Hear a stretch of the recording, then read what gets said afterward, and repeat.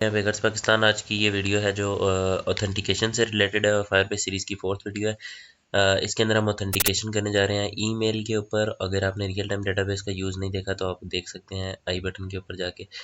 और इसके अंदर हम रियल टाइम डेटाबेस को यूज़ करते हुए हम यूज़ करेंगे, हम फायरबेस की ऑथेंटिकेशन को यूज़ करेंगे। ठीक है, तो हम उसके अंदर रियल टाइम डेटाबेस को भी इन्वॉल्व करेंगे। उससे पहले हमने यहाँ पर आना है ऑथेंटिकेशन के ऊपर। अपना प्रोजेक्ट ओपन करने के बाद यहाँ पे आपने गेट स्टार्टेड पे क्लिक करना है। गेट स्टार्टेड पे जब आप क्लिक करेंगे तो उसके बाद आपको डायरेक्ट ये वाली स्क्रीन शो होगी। उसके बाद हमने ईमेल और पासवर्ड को चूज़ किया तो हम ईमेल और पासवर्ड को इनेबल कर देंगे।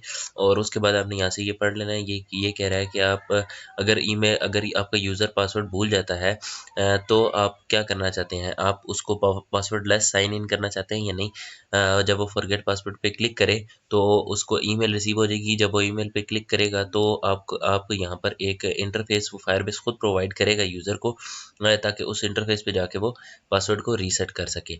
तो मैं ये सेटिंग को सेव कर देता हूँ और उसके बाद ये हमारे पास जो है भाई इनेबल्ड लिखा आ रहा है, बाकी सब डिसेबल्ड है। तो हमारे प्रोजेक्ट के अंदर ऑथेंटिकेशन जो है वो इनेबल होगी। ठीक है, उसके बाद आपने यहाँ पर आपका काम यहाँ पर ख़त्म हो जाता है ऑथेंटिकेशन से रिलेटेड। आपका जो फायरबेस के कंसोल पे काम था वो ख़त्म हो जाता है। उसके बाद मैंने यहाँ पर आपका वक्त बचाने के लिए वीडियो से पहले ही ये जो चंद चीज़ें हैं वो मैंने ऐड कर दी हैं, जिसमें एक साइन अप की एक्टिविटी है। साइन अप की एक्टिविटी में मैं नेम ले रहा हूँ यूज़र से, ताकि जब वो फर्स्ट टाइम एक्टिव हो तो उसके बाद उसका नाम और ईमेल हमारे पास आ जाए और ईमेल और पासवर्ड जो है वो स्टोर हो जाएंगे। ईमेल और पासवर्ड जो है ये हमारे पास डेटाबेस में हम स्टोर तो कर लेते हैं ईमेल्स तो, पासवर्ड भी स्टोर कर सकते हैं, बट वो एक यूज़र कॉन्फिडेंशियलिटी के खिलाफ है। इस वजह से पासवर्ड जो है वो हम स्टोर नहीं कर सकते डेटाबेस में। वो फायरबेस जो है वो खुद ब खुद उसका एक हैश जनरेट करता है और उसको अपने पास स्टोर करता है। यहाँ पर अभी आप देखेंगे कि वो एक जनरेट होगी यूज़र आईडी, वो हमारे पास एक एज ए यूनिक आईडी वो यूज़र की हमारे पास यूज़ होगी फर्दर। ताकि जो भी हम फंक्शन परफॉर्म करते हैं उस यूज़र से रिलेटेड, तो वो उस आईडी की बेस पे हम परफॉर्म करेंगे, ताकि सिर्फ ऑथेंटिकेटेड यूज़र हमारी आईडी को यूज़ कर हमारे ऐप को यूज़ कर सकें, अदरवाइज़ हमारी ऐप को ना यूज़ कर सकें। और अगर आप ऐसा नहीं चाहते कि आप ऑथेंटिकेशन या यूज़र आईडी जो ऑथेंटिकेशन की बेस पे आपको मिली है हर यूज़र की, उस आईडी की बेस पे आप उसका अकाउंट ना चलाएं, तो आप इसको किसी और चीज़ पे नाम की चीज़ पे रख सकते हैं, जैसे नाम पे रख सकते हैं, या जैसे अभी हमने लास्ट वीडियो के अंदर देखा था कि हमने रियल टाइम डेटाबेस के अंदर एक यूज़र का जो डाटा एंटर किया था, तो पासवर्ड जो एंटर करने के बाद हमारे पास हमने एक की जनरेट की थी जिसे पुश की कहते हैं। वो यूनिक होती है हमेशा, तो वो वाली उस की बेस पे भी हम कर सकते हैं। बट ज़्यादा विजिबल ये है कि हम जो है उस पर जाएँ, यूज़र आईडी पर जाएँ, क्योंकि ये जो है ये लॉन्ग नहीं है और वो लॉन्ग होती है।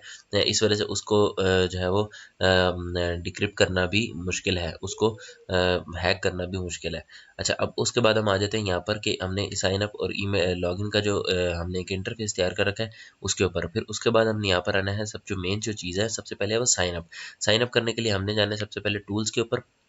हमें फायरबेस की जो ऑथेंटिकेशन की लाइब्रेरीज़ हैं उसको अपने पास इंस्टॉल करना होगा अपनी ऐप के अंदर, ताकि हम अपनी ऐप के अंदर ईमेल ऑथेंटिकेशन को यूज़ कर सकें।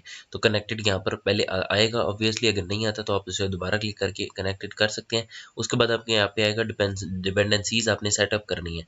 तो डिपेंडेंसीज़ पे जब आप क्लिक करेंगे तो वो आपके पास एक मॉड्यूल ये वाली जो आपके पास लाइब्रेरी है ये ऐड कर देगा।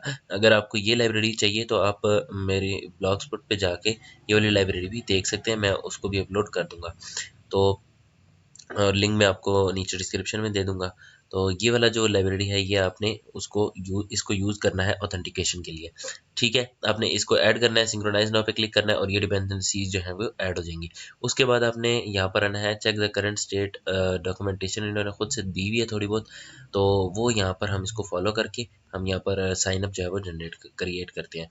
उसके लिए पहले मैं ये जो फ़ज़ूल जो खुली हुई हैं एक्टिविटीज़ उनको मैं बंद कर देता हूँ, ताकि क्लियरली आपको काम हो सके। तो यहाँ पर हम आ जाते हैं साइन अप के ऊपर और असिस्टेंट को हम साथ साथ ओपन कर लेते हैं। सबसे पहले वो हमें कहता है कि ये आप इंस्टेंस बना लें। इंस्टेंस मैं खुद से बना रहा हूँ ये, आगे चल के मैं इसकी ज़रूरत पड़नी है। अब मैंने इसको डिक्लेयर कर लिया और मैंने अब यहाँ पर उसको इनिशियलाइज़ भी करवा लिया। इनिशियलाइज़ करवाने के बाद अगर यहाँ पर आपको फायरबेस ऑथेंटिकेशन के नीचे जब आप क्लिक करेंगे तो यहाँ पर एक लाइन आ रही होगी, ब्लैक लाइन, आपने Alt प्लस एंटर क्लिक करना है और क्लास इंपोर्ट हो जाएगी। यहाँ पर अभी अगर आप देखें तो ये वाली मेरे पास फायरबेस ऑथेंटिकेशन की क्लास ऑलरेडी इम्पोर्टेड है। अगर ये अभी नहीं मैंने डिलीट किया तो देखें ये जिस तरह ये आ रहा है, आपने Alt प्लस एंटर क्लिक करना है और वो ऐड हो जाएगी खुद ब खुद। तो ये आपने इस तरह से ऐड कर लेनी है। उसके बाद हम आ जाते हैं कि ऑन स्टार्ट के बटन को भी हम यहाँ पर छोड़ देते हैं इस फंक्शन को और हम आगे चलते हैं। आगे चल के हम यहाँ पर क्या करना है, साइन अप न्यू यूज़र्स। अगर आप न्यू यूज़र्स को साइन अप करवाना चाहते हैं तो आप कैसे करवाएंगे, आपने इस कोड को कॉपी करना है। वो कैसे करना है मैं अभी आपको चल के बताता हूँ। कि जैसे ही आप BTN लॉगिन पे यूज़र क्लिक करता है तो हमने क्या करना है, ऐसा एक set and on click listener का इवेंट क्रिएट करना है।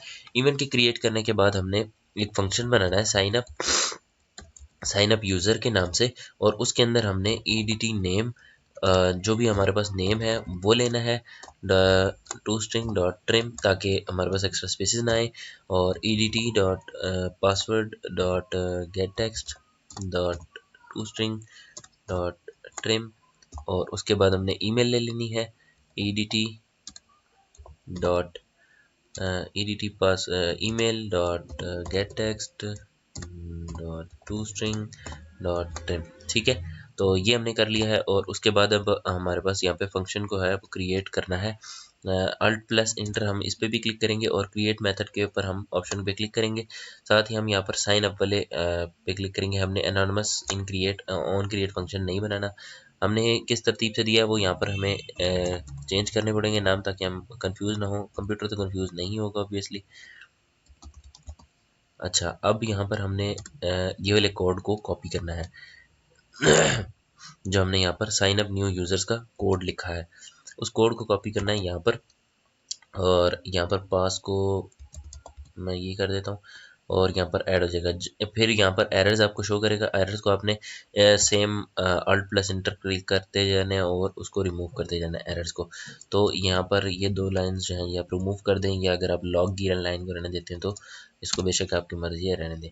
उसके बाद अपडेट UI का मेथड कहता है, तो आप अपडेट करेंगे कि अगर हमारे पास कह लें कि यूज़र अगर हमारे पास user completely successfully sign up हो जाता है तो अपडेट क्या होना चाहिए, यूज़र को क्या चीज़ नई शो होनी चाहिए, वो हमने यहाँ पर बनानी है अपडेट UI के फंक्शन के अंदर। उसके लिए मैं यहाँ पर आपको पहले नेम और पासवर्ड भी, नेम यूज़र की जो ID और नेम और ईमेल ये आगे मैं फॉरवर्ड कर रहा हूँ। ठीक है, उसके यहाँ पर ये कह रहा है कि फाइनल बनाओ उसको, तो मैंने इन दोनों वेरिएबल्स को फाइनल बना दिया। अब ये जो यूज़र की हमें ID मिल रही है वो हम कैसे मिल रही है, जब यूज़र साइन अप हो जाता है ना, तो यूज़र साइन अप होने के बाद हमें एक ID जो वो मैंने आपको बताया था, यहाँ पे एक UID जनरेट होगी, यूज़र UID। वो ID हमें यहाँ पर करंट यूज़र की ID के अंदर मिल जाएगी, और हम ऑथेंटिकेशन के इंस्टेंस के अंदर से वो ID निकालेंगे और उसको फायरबेस यूज़र की टाइप के अंदर उसको सेव कर लेंगे, और यूज़र को हम आगे पास कर देंगे फंक्शन के अंदर। आगे इसको कैसे करना है वो मैं आपको बताता हूँ। हमने फंक्शन क्रिएट कर लिया। फंक्शन क्रिएट करने के बाद आपने क्या करना है कि इफ़ की कंडीशन लगा देनी है। इफ़ की कंडीशन लगानी है कि आपका यूज़र डॉट गेट UID, यानी कि आप यूज़र ID उसके अंदर से गेट करो, get UID dot to string before that मैं आपको यहाँ पर एक चीज़ बता दूँ, if user is not equal to null. अगर यूज़र नल के इक्वल नहीं है, मतलब यूज़र कोई ना कोई है, यूज़र कुछ ना कोई है, लॉगिन है, साइन अप हो चुका है, तो क्या करो कि उसका डाटा अब हमने फायरबेस में भी डालना है, ताकि हमें पता चले कि हमारा ये वाला यूज़र जो है वो डाटाबेस, हमारे डाटाबेस के अंदर भी उसका एक रिकॉर्ड क्रिएट होता जाए रियल टाइम डाटाबेस के अंदर। तो वो हमने लास्ट टाइम कर लिया था। अब आपको उसके अंदर मेरे ख्याल से ज़्यादा समझाने की ज़रूरत नहीं पड़ेगी, वो हम डायरेक्टली करते जाएंगे ईजीली। dbref के नाम से मैं इसका एक इंस्टेंस बनाता हूँ, और dbref के इंस्टेंस के बाद मैं यहाँ पर dbreference is equal to Firebase database dot get instance dot get reference dot child, मैं यहाँ पर यूजर्स डाटा डाटा के नाम से मैं इसका रेफरेंस क्रिएट कर रहा हूँ। और उसके बाद हमने यहाँ पर अपडेट यूआई की क्लास में आना है, यूआई के फंक्शन में आना है, और मैं यहाँ पर करूँगा क्रिएट मैप को सेम लास्ट वीडियो के तरीके से। और उसके बाद हम इसके अंदर डाटा को इंसर्ट करेंगे। डॉट पुट हम क्या करना चाहते हैं, नेम, और हम इंसर्ट करना चाहते हैं ईमेल यूज़र की। तो हम नेम और कंट्रोल+D करने से हमारे पास लाइन की कॉपी बन जाती है, और ईमेल जो कि हम ईमेल के तौर पे सेव कर लेते हैं। और उसके बाद DB रेफरेंस के अंदर dot set value dot child हमारा क्या है, यूज़र, जो हमारा यूज़र होगा। Dot gate UID dot to string यानी कि जो भी हमारा यूज़र है उसकी बेस के ऊपर हम डाटा को सेव कर रहे हैं। मैंने अभी आपको बताया था यहाँ पे कि जो यूज़र की आईडी मिलेगी हम उसी की बेस पे जो भी एक्शन लेने होंगे हम उसी की बेस पे लेंगे। इसीलिए हमें डाटाबेस के अंदर भी उसी चीज़ को सेव करना हमारे लिए लाजमी है। तो हम सेट वैल्यू करते हैं और मैप वैल्यू सेट कर देते हैं। Dot add on complete listener new oncomplete listener, and यहाँ पर हमने सेमीकोलन लगानी है। अगर आपकी ऑटोमेटिकली आ जाती है तो that's okay. Task dot is successful, अगर नहीं है सक्सेसफुल तो क्या करना है, दोनों हमने कंडीशन को मद्देनज़र रखना है। अब हमने यहाँ पर अगर सक्सेसफुल हो जाता है तो यहाँ पर हमने जो मेन एक्टिविटी है उसको स्टार्ट कर देना है, यानी कि हमने यूज़र को उसका डैशबोर्ड दिखा देना है। अगर हमारा जो भी केस होगा आपके केस के मुताबिक, हमारे यहाँ पे हमने जहाँ पर लास्ट वीडियो के अंदर डाटाबेस को इंसर्ट किया था हम वो वाली एक्टिविटी देंगे। डाटाबेस में डाटा को इंसर्ट किया था, नेम और रोल नंबर को। अच्छा, अब उसके बाद हमने जाना मेन एक्टिविटी पे है, और डॉट क्लास आप अपने हिसाब से दे सकते हैं। और अगर नहीं जाता तो मैं यहाँ पे लिख के दे देता हूँ कि data error in saving in database. Okay, तो यहाँ पर मैंने एक एरर ये दे दिया। और उसके बाद मैं कहता हूँ अगर यूज़र साइन अप ही नहीं हो पाया तो क्या करो sorry, one thing is missing hair. अगर हमारे पास साइन अप हो जाता है यूज़र तो उसके बाद उसको डैशबोर्ड पे जाना चाहिए। डैशबोर्ड से जब वो बैक पे क्लिक करेगा तो वो ऐप से एग्जिट हो जाना चाहिए, वो दोबारा साइन अप पे नहीं आना चाहिए। ठीक है, तो ये फिनिश हो जाएगा। उसके बाद अब यहाँ पर हमने जो एक और टोस्ट क्रिएट करना है, उसके अंदर हमने मैसेज ये शो करना है कि authentication failed. Okay, this is the message for that. तो ये हमारे पास हो जाएगा साइन अप का कोड। और यहाँ पर अपडेट यूआई को हम यहाँ पर मेथड को कॉल ही नहीं कर रहे, तो ये हमारे पास एरर जो है वो सारे रिमूव हो चुके हैं और कोड हमारा कंप्लीट हो चुका है साइन अप के लिए।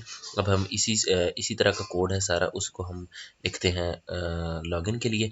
तो इस कोड को हम यहाँ से इन दोनों लाइंस को कॉपी कर लेते हैं और यहाँ पर हम कर लेते हैं इन दोनों को पेस्ट। और पेस्ट करने के बाद हम दो मज़ीद लाइंस को हमने यहाँ से कॉपी करना है, वो ये दो और वो ये दो। ठीक है, उसके बाद आपने BTN लॉगिन के ऊपर क्लिक करना है। जैसे ही वो BTN लॉगिन के ऊपर यूज़र क्लिक करेगा उसका इवेंट आपने क्रिएट करना है और आपने कह देना है लॉगिन यूज़र। ठीक है, लॉगिन यूज़र कर रहे हैं आप। EDT नेम हम यहाँ पर ले नहीं रहे। EDT email dot gate text dot to string dot trim and EDT email password dot gate text dot to string dot trim. और उसके बाद हमने ये फंक्शन को क्रिएट कर देना है। फंक्शन हमने क्रिएट कर दिया लॉगिन यूज़र। यहाँ पर हम कह रहे हैं ये ईमेल है और ये हमारे पास पासवर्ड है।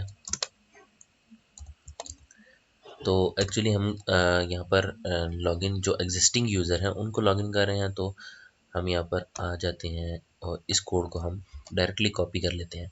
इस कोड में क्या हो रहा है मैं आपको बेसिकली समझा देता हूँ कि sign in with email address authentication के इंस्टेंस के अंदर से ये हम पहले एरर्स मूव कर लें, फिर इसके बाद इसके ऊपर डिस्कशन फर्दर करते हैं। तो ये हमारे पास जो है वो तकरीबन सारे एरर्स रिमूव हो गए हैं।